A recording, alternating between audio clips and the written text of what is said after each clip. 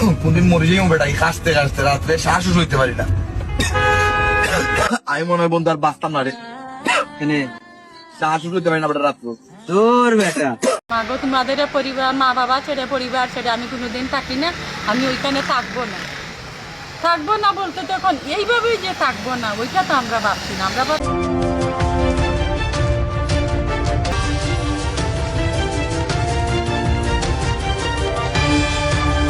বাংলাদেশের বিভিন্ন অঞ্চল, বিভিন্ন ডিস্ট্রিক্ট থেকে আসছে এই যে এক নজর দেখার জন্য, তার মায়ের জন্য, মাকে সান্ত্বনা দেওয়ার জন্য।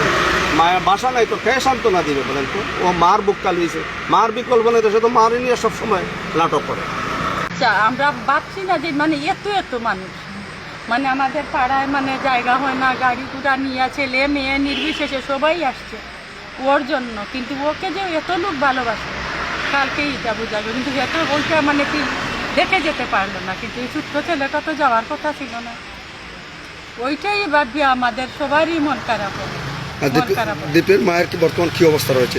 দীপের মা সবাই আমরা থাকছি যে দীপের মাকে, মা তো মা কখনো তো সন্তানকে তার মাকে জোড়াই, তার যত মানে এই জগৎটাই হলো তার ফ্যামিলিকে জোড়াই। আমরা যতটুকু দেখছি বা করছি তখন ওই যে তার মাকে জোড়া, তার মার তো অবস্থায় কয় আমি আমার ছেলেকে মানে আমি খেয়ে ফেলেছি, এই নি সেই নি। সবাই চাচ্ছে যে সান্ত্বনা দেওয়ার জন্য। বাবাও তো সেই, বাবা তো বাইপাস পেশেন্ট, বাবারও তো অবস্থা কিন্তু সবাই মানে এখন কি হবে এটা তো স্রষ্টাই জানে। এই শখটা কাটিয়ে ওঠা তো অনেক বড় একটা। আচ্ছা, এই যে দীপকে আমরা দেখেছি দীপের মাকে কন্টেন্ট গুলো করেছেন এবং এমন কিছু কন্টেন্ট করেছেন আমরা দেখেছি যে সমাজের যে সমস্ত পরিবারের ধর্ম বর্ণ নির্বিশেষে যারা কিন্তু যৌথ পরিবার থেকে অনেকটা বিচ্ছিন্ন হতো, দীপের এই কন্টেন্ট গুলো দেখে সবাই কিন্তু সেপারেট না হয়ে যৌথভাবে থাকার আগ্রহ প্রকাশ, একটা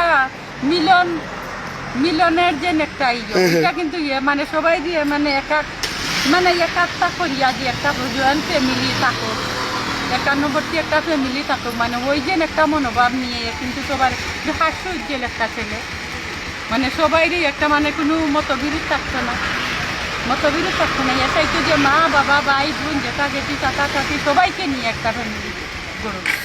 আমাদের এই যে অপূরণীয় ক্ষতি আসলে আমাদের তরুণ উদীয়মান দীপ আসলে যাকে আমরা আসলে ছোট্ট ভাই হিসেবে তাকে স্নেহ করতাম, আমাদের চোখের সামনে সে তিল তিল করে এই যে ক্ষতি হয়েছে আসলে দীপের মতো তো আমরা কাউকে পাবো না। এটা তো অপূরণীয়, আর তো পূরণ করার যত মানে অপূরণীয়, এটা মনে হলেই মানে এটা কি যে আমরা নিজেরাই, আমাদের তো নিজের সন্তান বলছি, কিন্তু ওর তো মা আছে, বাবা আছে, ভাই আছে, ওর ভাইটা মানে কিছু বলছে না, কিন্তু এত হাঁটছে কান্নাকাটি করছে না, ওর ধ্রুব বাইটা আছে দ্বীপের, এরপরে বাবা উনিও তো বাইটা আছে, মা এর তো জগৎটাই হইলো মাকে নিয়ে, মানে চাচা চাচি সবই আসছে নি কেন, আসলে তার দিম্মা ওই যে নানিকে নিয়েও তো অনেক ভিডিও করছে।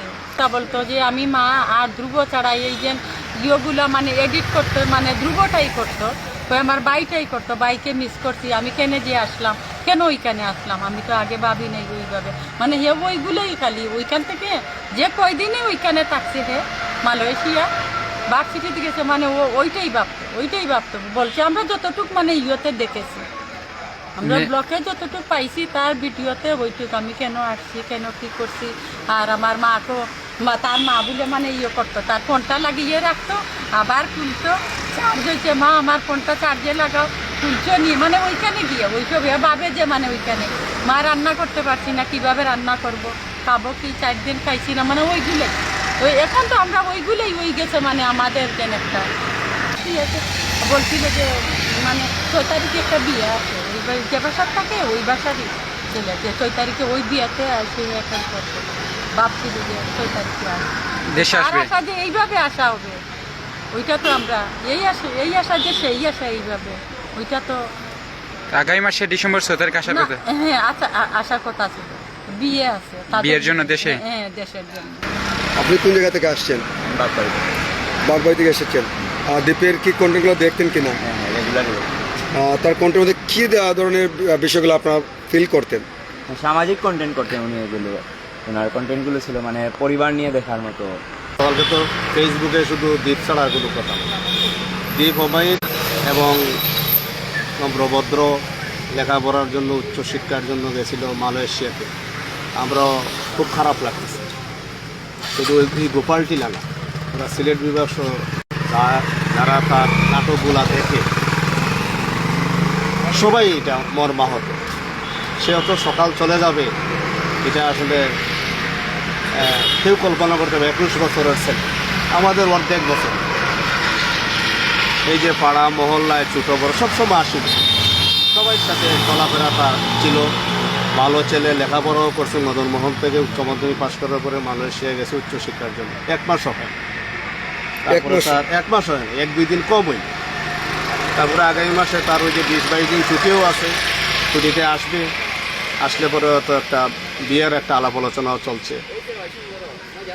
খুব খারাপ। এটা কার বিয়ে, উনার না? উনার দীপঙ্কর। এই যে সে আমাদের কাছে চলে গেছে, এটা অপূরণীয়। এই প্রতিকূল আমাদের দীপঙ্করটি। আর তার লাস্টে কবে আসবে একটু জানেন? লাস্ট তো আমরা শোনার কথা শুনতেছি আজকে বা কালকে, 2 দিনের মধ্যে যে কোনো একদিন আসবে। আজকে আসলে রাতে, কালকে আসলে কালকে আসতে বা কালকে আসবে। তার চোখের পানি তো অটল চলে আসছে, এমনিতেই চলে আসতেছে। আমার কেন, আপনাদেরও তো খারাপ লাগতেছে। খারাপ লাগতেছে না? আপনার কোনো রক্তের সম্পর্ক নাই, আপনার চেনা নাই, জানা নাই। অনেকে তো ফেসবুকে দেখে দেখে, হ্যাঁ, ওনার নাটক দেখে অনেকেই কিন্তু কমেন্টস করতেছে যে আমি চিনি না, জানি না, আমার আত্মীয় না, স্বজন না, কিন্তু নাটকগুলো তার যে বিশেষ করে মাখেনি।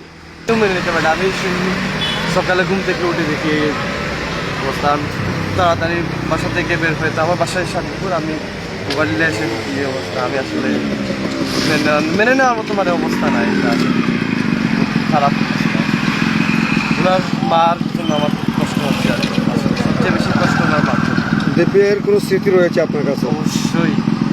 একটু যদি দীপের স্মৃতিগুলো যদি চারণ করেন। আসলে দীপ ভাই, আমরা আসলে দীপ ভাইয়ের সাথে মূলত পরিচয় ছোটো থাকতে মনে করেন অনেক ঝামেলা হতো, হতো। সে সময় দীপ ভাই আমাদের সাথে সাহায্য করতেন। আমার দীপ ভাই আমাদের সাথে হচ্ছে আমার এই সমস্যাটা সমাধান করার ইয়ে করে।